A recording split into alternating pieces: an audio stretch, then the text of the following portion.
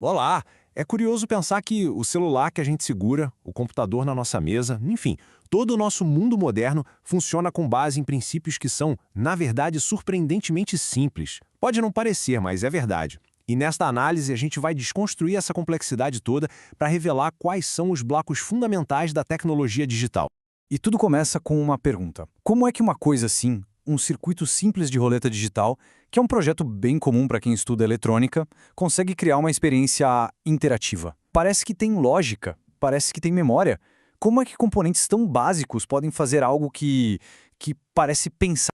Bom, para achar a resposta, a gente precisa começar pela camada mais fundamental de todas, a linguagem que todas as máquinas digitais falam. Uma linguagem que só tem duas palavras. Essa linguagem é o código binário.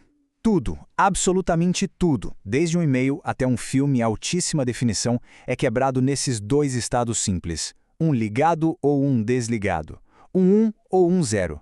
É a simplicidade no seu estado mais puro e mais poderoso. E para entender o poder disso, é só olhar a diferença crucial entre o mundo analógico e o digital. Ok, então se o binário é o alfabeto, como é que os circuitos formam frases? Bem, eles usam componentes chamados portas lógicas. Dá para pensar nelas como se fossem os neurônios mais básicos de um cérebro digital, capazes de tomar decisões, mas decisões incrivelmente simples. E essas decisões são simples mesmo. Uma porta AND só diz sim se todas as entradas dela disserem sim.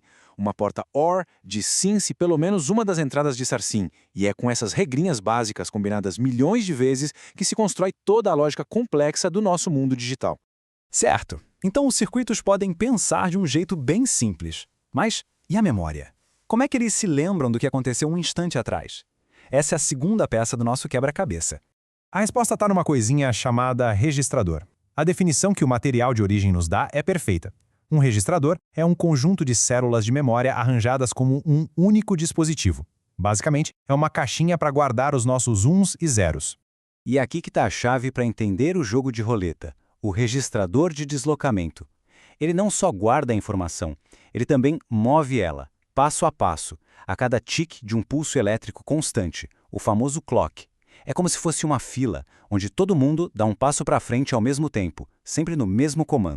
O processo é engenhoso. Olha só, no primeiro pulso do clock, um 1 entra e acende o primeiro LED. No segundo pulso, esse mesmo 1 se move para a posição do lado e um 0 ocupa o lugar dele.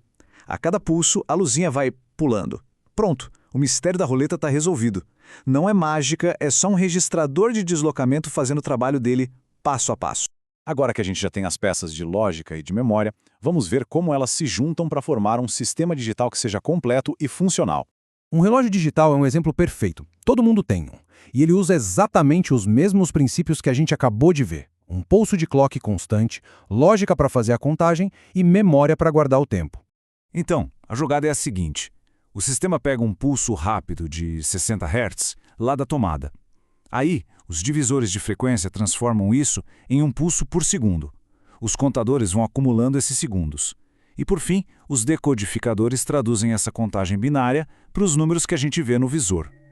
Cada parte com sua função, trabalhando em conjunto.